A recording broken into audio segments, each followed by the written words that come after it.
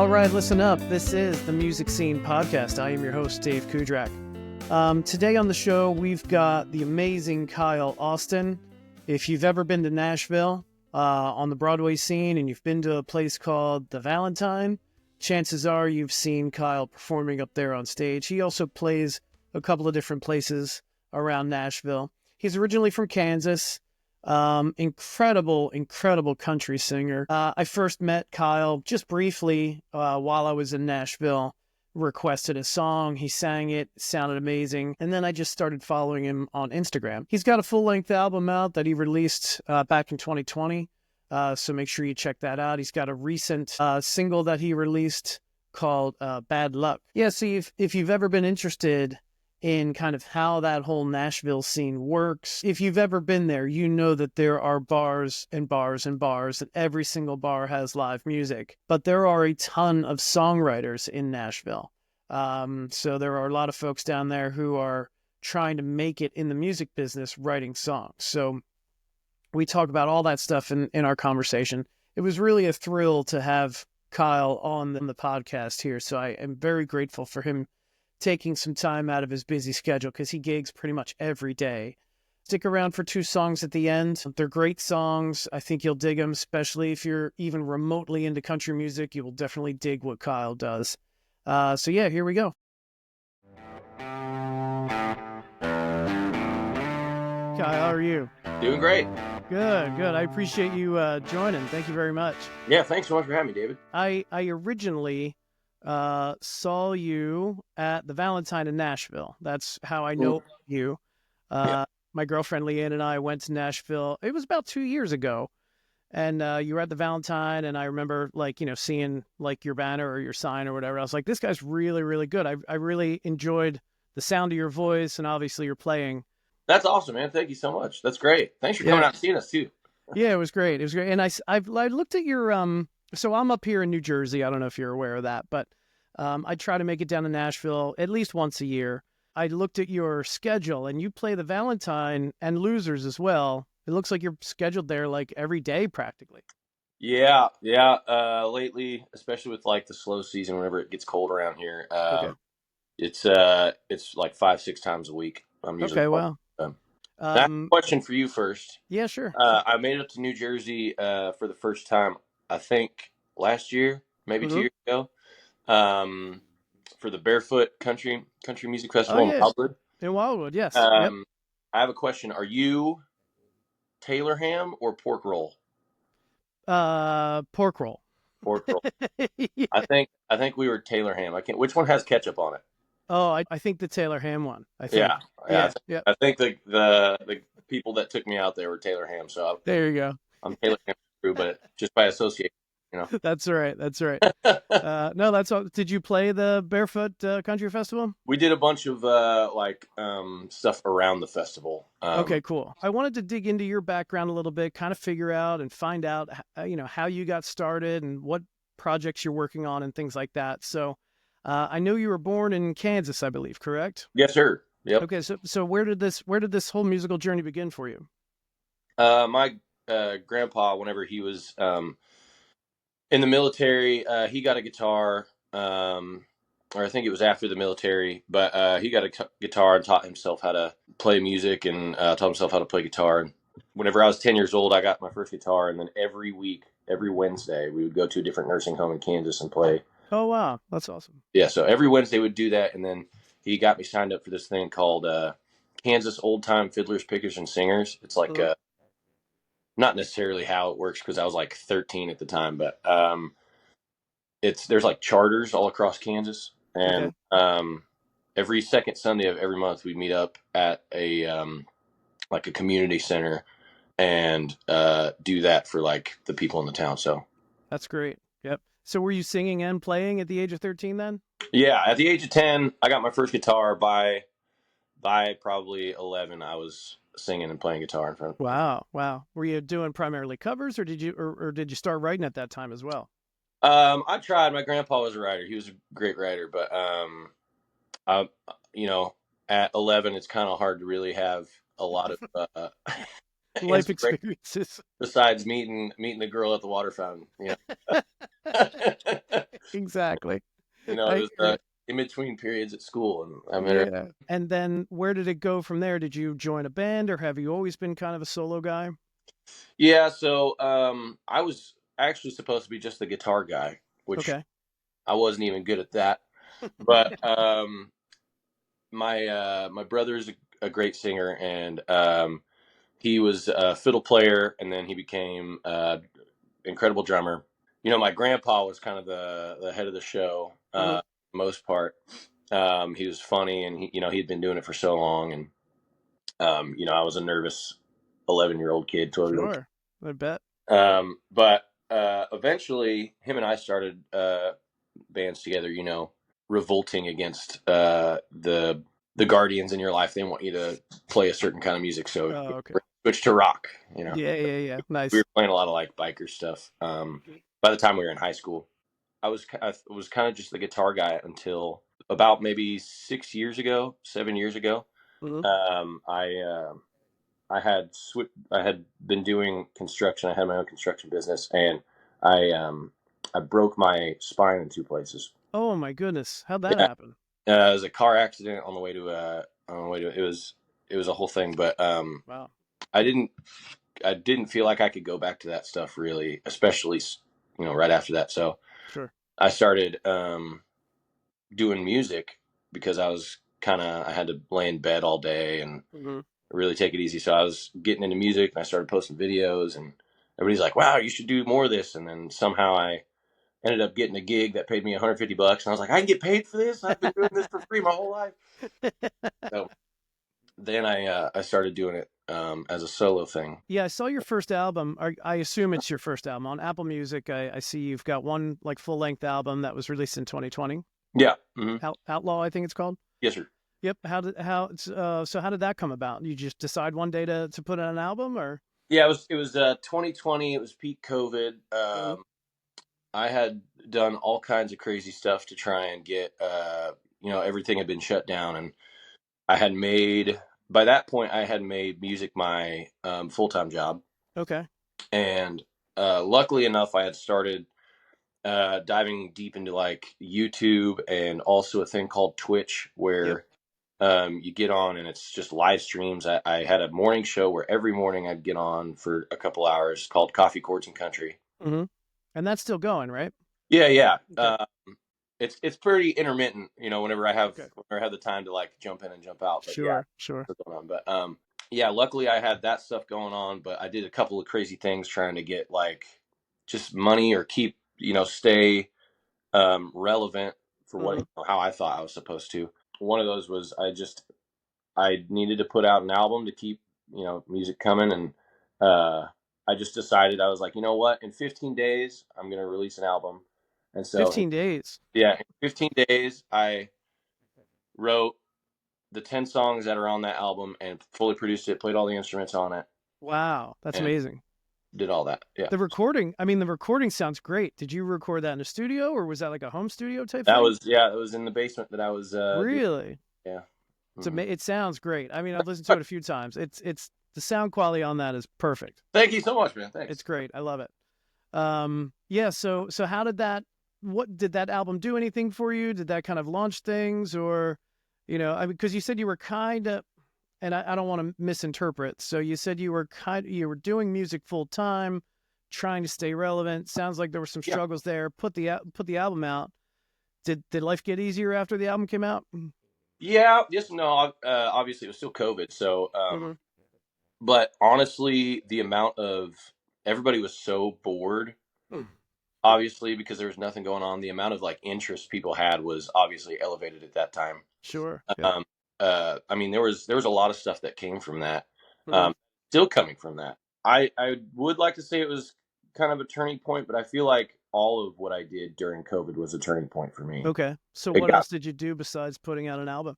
I really dived deep into that to the Twitch thing. Okay. That became kind of a big deal for a while. Um, I and this is a thing I'm not proud of, Hmm. but desperate times call for desperate measures. I turned myself into Tiger King Okay. because that was a big thing. Sure. I watched it. I know. I've seen it all. Yep. Yeah, dyed my hair yellow and shaved my. I used to have a big beard, and I shaved Really? down to a mustache, and then Wow. chain smoked cigarettes, even though I've never smoked cigarettes before. Just shooting videos, laugh. So this was like a social media thing. You Yeah, became kind of a social media character. yeah, That's great. Did it go over well? yeah. It went great. It blew me up on TikTok, and Mm. then um, I got a bunch of stuff on YouTube, bunch of followers, subscribers, and then I was doing at the time I was also doing fully produced covers every week. I would do I was with all the time obviously I Yeah. was putting out like 5 YouTube videos a week, and one of those was a fully produced cover, and those got me a lot of attention at the exact same time. One got on Sirius XM radio. Really nice. Yeah, picked it Which up. which one was that? It was I Hope by Gabby Barrett. I did a guy version, Okay. Okay. Cool. Nice. and that video's got tons of views, and yeah, it was awesome to get like put on a radio station like that for I think it was like 3 months, but still, Wow. yeah, That's fantastic. Awesome. Good for you, brother. yeah. Thanks. Yep. Yep. So are you still smoking then? No, I get that. I started that up that day. Oh, good. Good. Good. Good for you. Yeah, that was rough. I've always been kind of curious. How it seems to me that Broadway scene on Nashville, and then of course the other areas around Broadway, but Broadway in particular, seems to me that like it might be a little bit difficult to break through or to get like your first gig there. Maybe I'm wrong though. How did you manage to get those gigs at the Valentine or maybe anywhere else you may have played on Broadway? Man, I got so lucky. This kind of came out of 2020 as well. Um, I started following a bunch of people that just use the hashtag Nashville, Oh, okay. Yep. and I made some friends before I moved, and luckily it was all the right people. Mm-hmm. I would just like message them or like comment on their stuff on Instagram a lot, and then Yep. I started playing video games with this one guy. He's a guitar player down here, and we became good friends. And then one girl saw my song Outlaw. I did like a just an acoustic thing on TikTok. She saw it on TikTok or Instagram, and she loved it. She was like, "Hey, do you want to be a part of this writers round that I have going on Mhm. at this time?" And I was like, "One, I don't know what that is. Two, I live in Kansas." Right. And she was like, "Oh, sorry, I thought you lived in Nashville." And I was like, "Hold on." So I just started texting like my dad and my aunt and all these people, and I was like, "Should I go to Nashville for this writers round thing?" And they were all like, "Yeah, here's the money for a plane ticket. Go." Oh, that's awesome. That's Yeah, fantastic. it was so good. And then I had a buddy, he was in Florida, I think, and he was like, "I'll meet you there," and he drove down and bought a hotel room for us to stay in. Nice. Yeah, it was like it worked out perfect. But I met that guitar player, and he convinced me to move, and he really got me into the Broadway scene because he's deep in the Broadway scene. Uh, Okay. so I got to skip a lot of steps. Okay. All right. Well, that's awesome. Well, Yeah, I've always been a big proponent of, networking and yeah, getting to know people and being a decent person and, yeah. establishing relationships, So I'm glad to hear that story. It makes me happy. His name is Mikey Anger. Incredible. He's Yeah. great guitar player, great guy, Okay, cool. all around the best. But Yeah, I'll have to, Mikey Enger. How do you spell his last name? Anger, it's Angert. I think he's Miguel Potato on. Miguel Potato. Yeah. Okay. I will He's definitely hilarious. look him up. He's so funny. That's great. Yeah, I'll definitely look him up. So obviously you're doing original music. You've got an album out. I know you just released a song called Bad Luck, which I listened to that and I love that too. That's great. Thanks. You're welcome. Tell me a little bit about your like songwriting process. I always, this podcast consists of a lot of songwriters, and I'm always curious about like how they go about it, how they approach it. Do they sit down and say, today I'm going to write a song, or is it just kind of come out of nowhere? So like, describe your process for me. I think the songwriting process for anybody, and mainly myself, is always a developing process. It's Mm. always like something that you're like, all right, I'm going to do this. And then once that stops working, I'm going to change to something else. Sure. For the most part, and especially with like co-writing, that was a thing that I had never done before I moved till I moved here. Mm-hmm. I I like co-writing. You go into every co-write, and it's everybody does everything so differently. Oh, okay. And sometimes there's a guy there, and he's recording music while you're writing the lyrics, and then Mm-hmm. eventually come out with this whole song. Or somebody comes in and plays a guitar lick, and you're like, oh yeah, let's do something with that. Or somebody has three words that you start the song off with, or somebody has a whole chorus. It's just different every time. Mm-hmm. Usually whenever I'm like writing by myself, or coming to a write with an idea, I usually almost, at least what I think, I've never written a joke before, but I come about it like like a joke, Okay. where I have the punchline, Mm-hmm. which is the hook or some twist. Like I like to do, I have a song called "Get Out of Dodge." Okay. Heard Where, that. It's great. Yep. yeah, Yep. thank. But Mm-hmm. I like to do those twists where it's like you think it's going to be one thing and it's something different. Right, right. Yeah, because I know in that song you mentioned like Ford and Chevy and all that stuff, and then you're like, "This is what I get out of Dodge." I was like, Yeah, "Oh, that's cool. Yeah, I like that." yeah, yeah. I like to do that. That's kind of like I love those aha moments with like Mm-hmm. outlaw. Guy's not an in-law anymore; he's an outlaw. Right, right, right, right. I Yep, have another one in there called Cheap Shot. yep, yep. Um, it's just it's all about like cheap whiskey or cheap, whatever. But Right, right. I love those like little aha moments. So I come about it like it's like a joke where I have the Mm-hmm. punchline, and then it's developing. The chorus is like developing how to get the laugh, and then the verses is like the story. It's the build up that you Mm-hmm. tell Yep. uh, leading up to that punchline. So I guess I want to talk a little bit about the co-writing. I know you kind of described it already, but like, how did you fall into that? Was that just you met people and said, "Hey, let's get together and write," or is there some kind of mastermind plan that somebody's putting people together to write? well, I'm sure uh, I'm sure there is a mastermind somewhere doing something. Yeah. Not doing it with me, but uh, there's I got really lucky again. It was just a friend I met um, randomly in Lake of the Ozarks, Missouri. Oh wow. I Okay. was down there opening up for a band, and he's from Missouri, so Mm, he's been in Nashville for like 8 years. But he was there when I was opening up for this band, and we randomly met, and we're talking. He's like, "Yeah, I'm from Nashville." I was like, "Oh, that's great. I think I might be moving there soon." It was when all that stuff was happening, and yep. he uh, he was like, "Yeah, I'll check you out," and I was like, "Yeah, I'll check you out too." And obviously, you meet a lot of artists and stuff, and you say that, and we kind Sure. of both laugh about this story a little bit because he was like, "Yeah, I was on my drive home. I was hungover, and so were you guys." And he was like, "Yeah, I guess I'll look this guy up." I told him I'd check him out, and the first song I saw was Outlaw, and I was like, "Great, here's another one of these guys that has a song. Oh. I'm such an outlaw." And then he was like, he listened to it and was like, "Oh wow, I was totally not expecting that."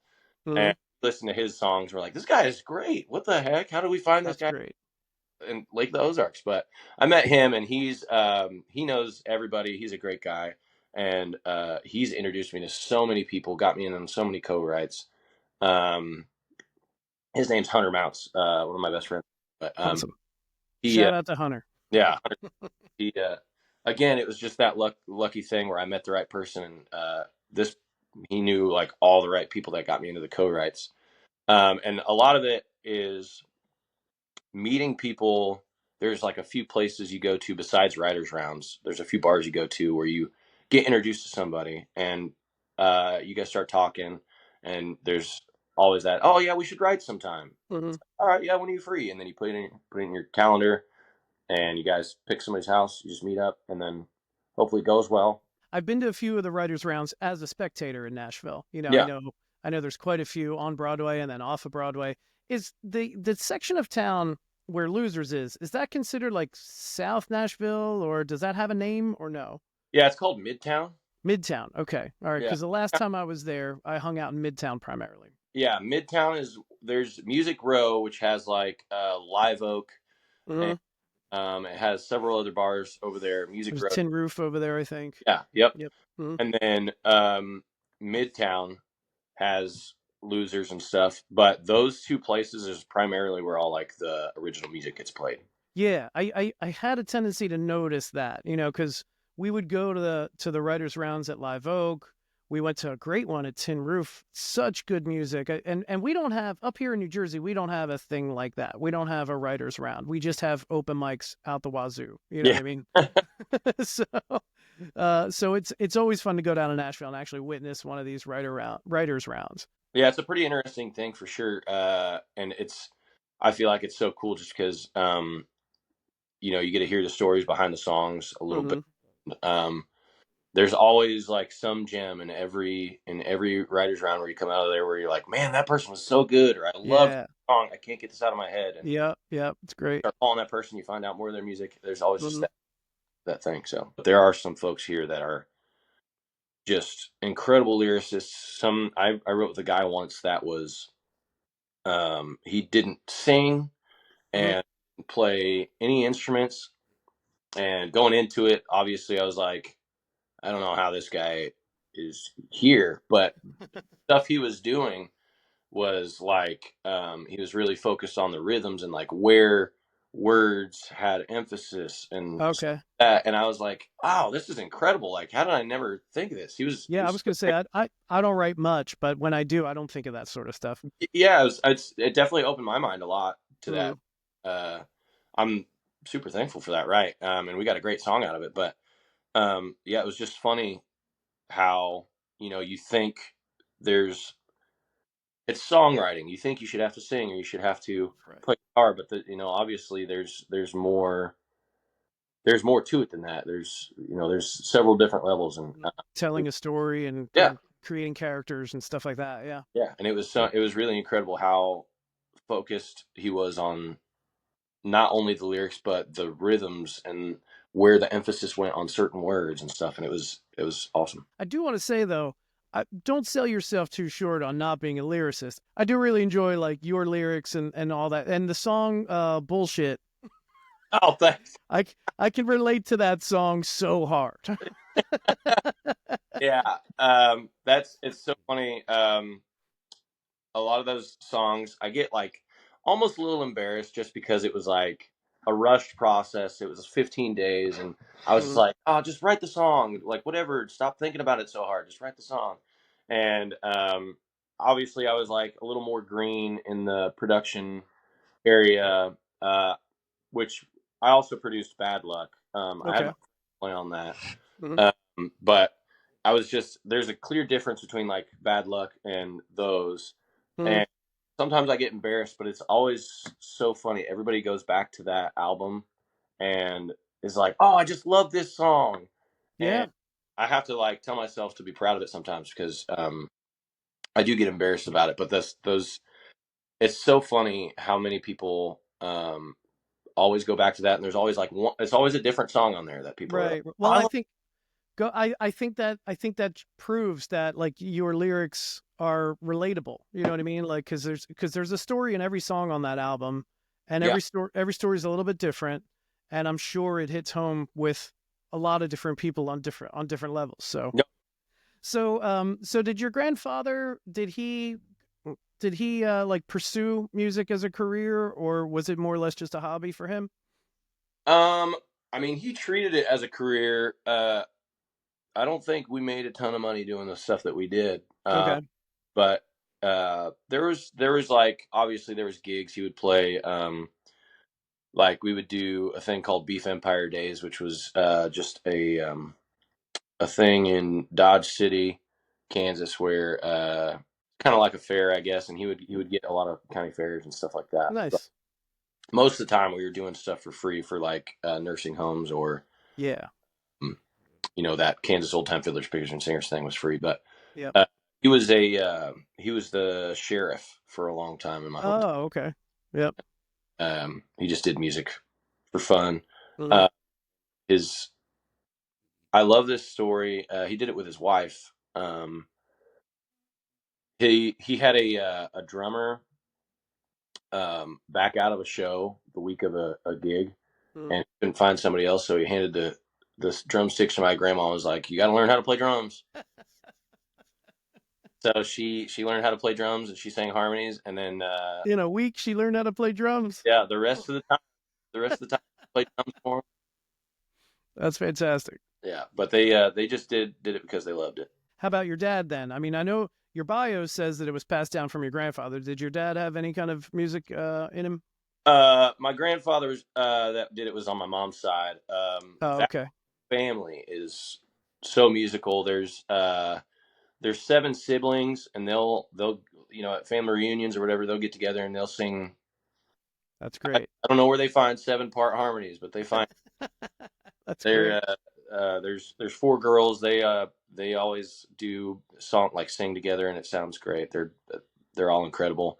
Mhm. My dad plays a little guitar from what he learned in like high school or college or whatever. Yeah, He was in gotcha.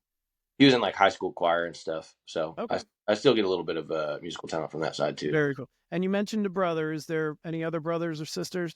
Yeah, I have an older sister. She lives in Colorado. Mhm, She doesn't really do music. She loves to sing, but she mhm. doesn't like do music. And then I have a stepbrother back in my hometown. He's still in high school. He's the sports guy out of us. He Okay, cool. Nice. big in basketball and baseball and Yeah, very football. cool. So let's talk about kind of live gigs, right? I mean, obviously, I saw you at the Valentine. You played Losers, quite, and I've been to Losers a few times when I've been there on my trips to Nashville. It's a cool little place. I've never been to Winners though, right next door. I've been to Right. Losers, but not Winners. Well, fun I'm story. not sure what that says about me, but Right. Right. Yeah. The Winners actually isn't there anymore. oh, it's not. Oh, okay, all right. Technically, it's kind of the same place, but it's still attached. But it's Riley Green's Duck Blind now. When did that happen? Because I was in Nashville, I think last August, about 6 or 8 months ago. Yeah, very Recently. Okay, all right, good to know. yeah. I think it's only open like maybe 3 months. Oh wow. Okay. Have you done any kind of like bigger gigs? Like, have you ever done like your own show where you sell tickets to, or have you ever opened for anybody or anything like that? Yeah, I've had several. I opened up for Joe Diffie right before he died. Okay. I opened up for Colt Ford, and then this last year I opened up for Tracy Bird in Okay. North Carolina, and that's Nice. awesome. Yeah. It's a lot of fun to play in front of that many people and sing your own music instead of Hmm. the stuff they obviously want to hear. Like, sure, Right. Sure. Sure. yeah, it's nice at the end. The people that come up to you and tell you which songs they liked, or Yeah. Yeah. that's Ever see anybody in your audience, whether it's in Nashville or elsewhere, singing along to an original song? yeah. Luckily I have a ton of friends that are super supportive and like my music. A lot of the Nice. time, I'll be playing shows and they'll come out and they'll be like, "Play this song that I want to." They'll send me a Venmo or a text. If you don't sing your song, I'm leaving. Nice. Playing every day, and twice a day, I've seen from your calendar, right? So like, you'll be at Losers in the afternoon and Valentine at night, or vice versa. How do you manage to maintain your voice? And then you must know a billion songs to fill that much time. Well, whenever you do like a 4 hour gig, the next 4 hour gig, there's going to be repeats. There's going to be a ton of repeats. Sure, sure. But Yep. luckily, a lot of the times whenever I do like the double, like whenever I do double up gigs like that, I have a great band that are all super talented guys that also sing, and I'll let them know like Oh, cool. as soon as I know I'm doubled up. I'm like, hey, will you guys help me out on the second gig? Or Mhm. whenever I do play Losers, there's great singers there that also take some songs, so that really helps. Nice. Have you had any voice lessons or anything? No, sir, No. just like high school choir. And Okay. For those out there listening that are not familiar with Kyle's music, the one thing that also attracted me to your songs is your voice is very smooth. If that's the only way I know how to describe. oh You've got no, a you've got like a really smooth but powerful voice. Has anyone ever said like, "Hey, you sound like so and so"? yeah, I get Tracy Lawrence a lot, Okay. especially Admittedly, I don't know who that is. Sorry. yeah, at Birmingham or Time Marches On, Paint Me a Birmingham. Okay. Okay. I'll look it up. Yep. Yeah, but I get that a lot. live. So I have a deeper voice. Mm-hmm. It's a deeper voice than most people, like most singers here in Nashville. So because I have a deeper voice, it's usually harder to hear me in bars.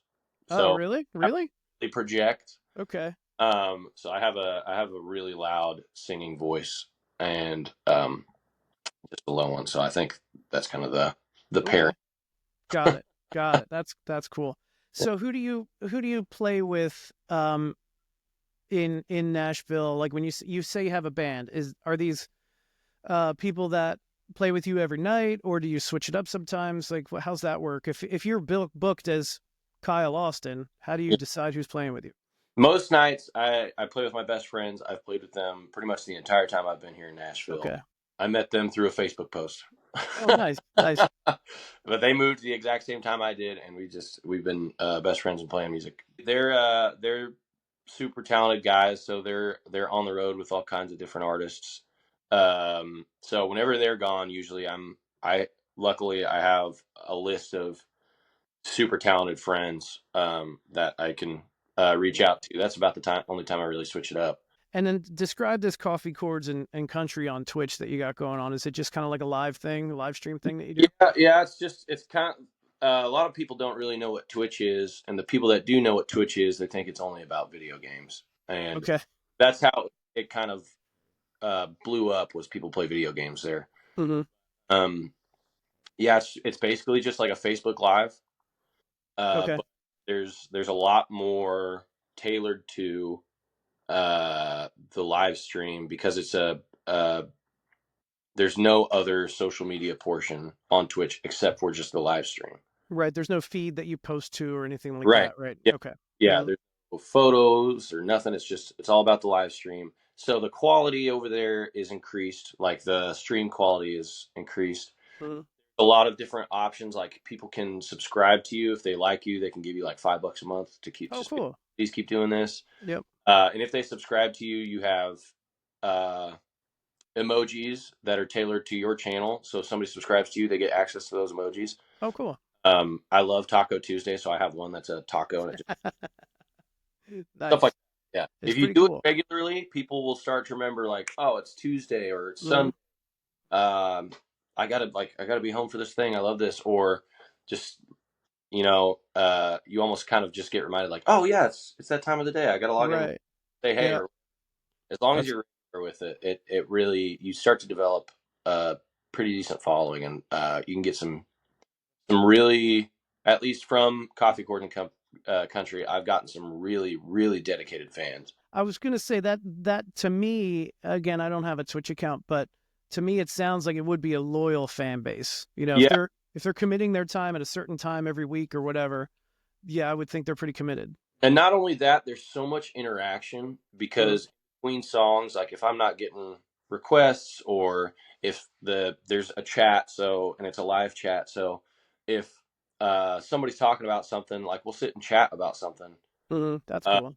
and you just get to like know these people and they get to know you better. It's just this whole interactive experience. And then somebody will make me sing ridiculous or like, hey, make this sound country, and then it's like, all Yeah. right, whatever. We're getting Nice. I don't know if you're aware, at least in the New Jersey area, there's always kind of a debate on, should a performer use a device, a phone or an iPad for lyrics and stuff like that while they're performing.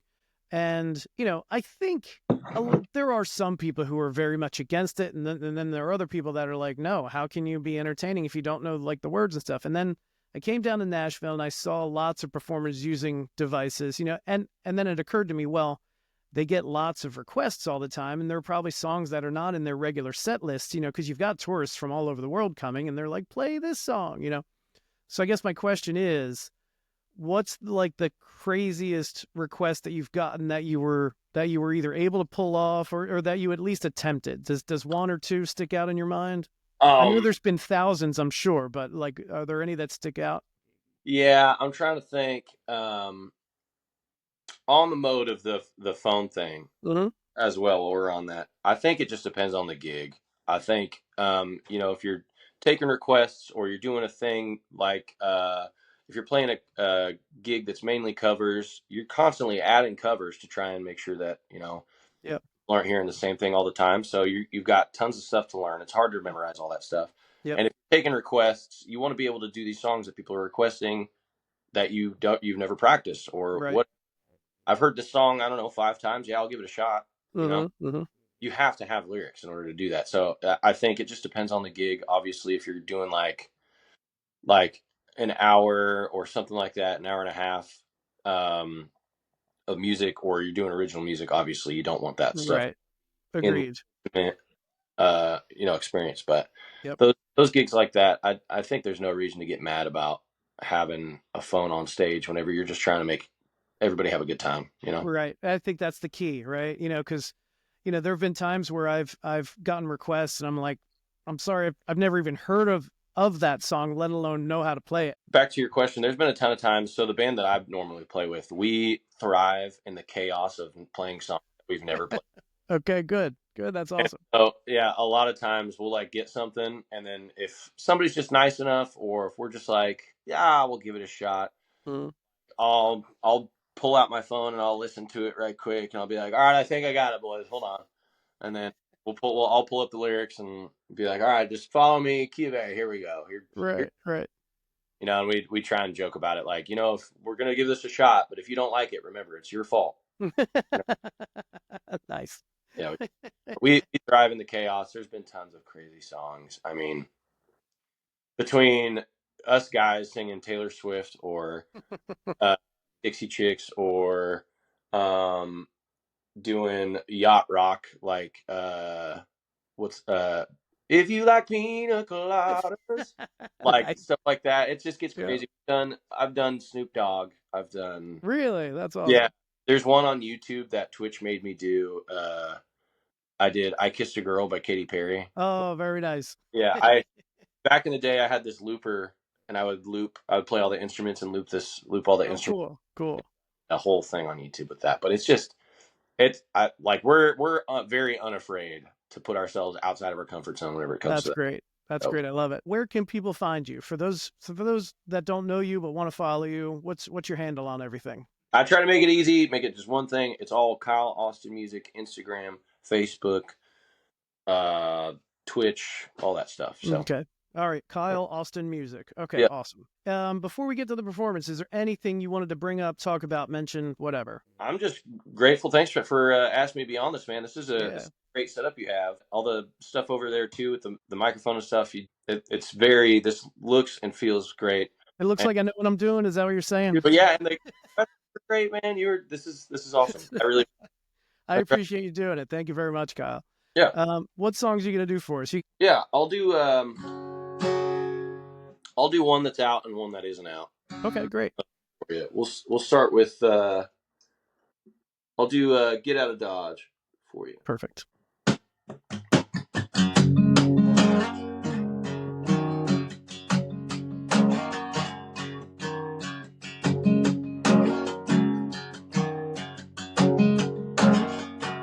Well, that old truck's been sitting out there for long enough.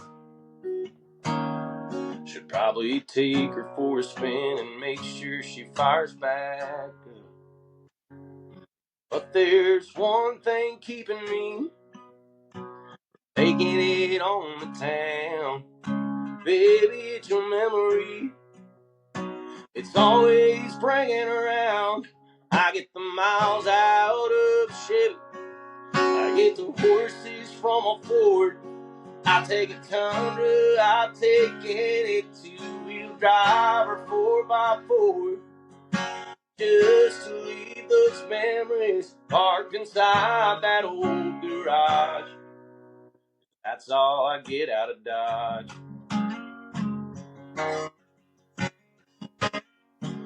Still got that CD that you burned me on, that same song when you went. That empty front seat leaves me hurting when I remember what you said. And that back seat where you kissed me is all I see in the rear view. That old truck ain't going nowhere, baby, unless it's got you.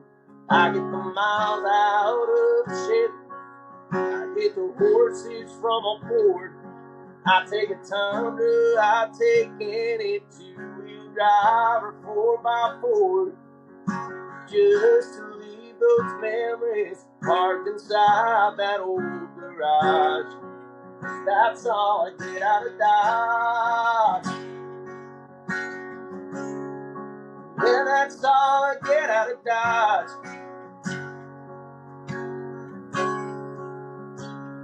Well, all my friends are telling me that I should probably trade it in, but I'll keep holding on in case you come back again.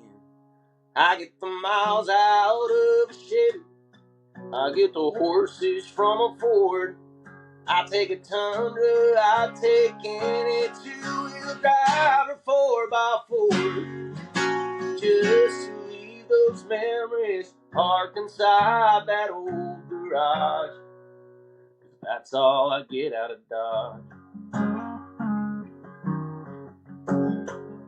Yeah, that's all I get out of Dodge. All right, nice. Nice. I love it. I love it. All right, what's the next song you're going to do? Give us a little intro and go right into it. Yeah. This song is, I wrote this with Nick DeLeo, one of my buddies down here. Song is called Drinking. All right. Unreleased as of yet, right? Unreleased, yeah. Okay, cool. On the way. All right, a world premiere here on the music scene.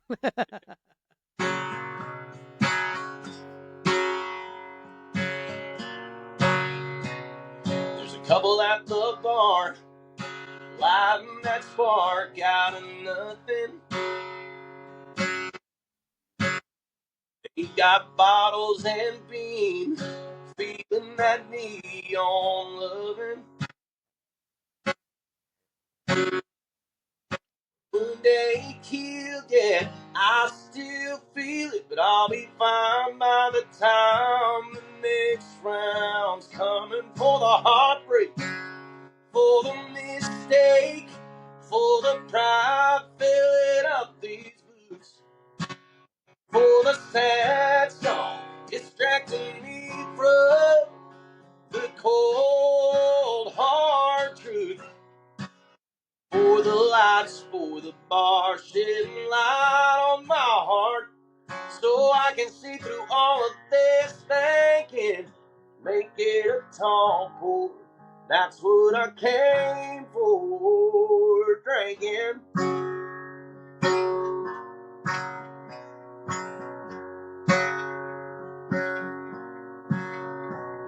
Who knew that a buzz could cut through the crud so quickly?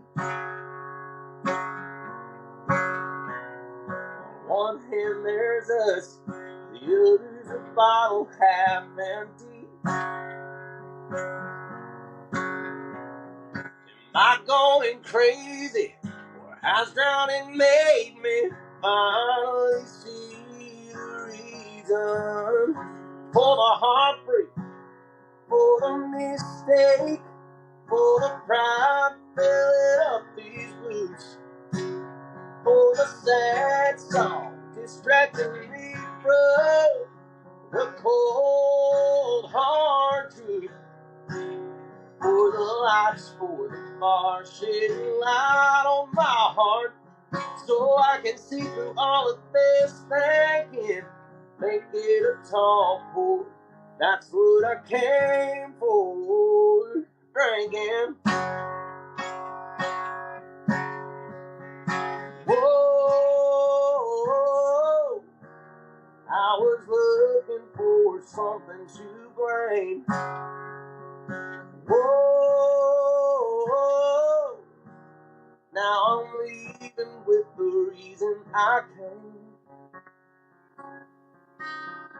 For the heartbreak, for the mistake, for the pride filling up these boots, for the sad song distracting me from the cold hard truth, for the lights, for the bar, shedding light on my heart, so I can see through all of this thinking. Thanks for the talk, boy. I got what I came for. Drinking. Whoa, drinking.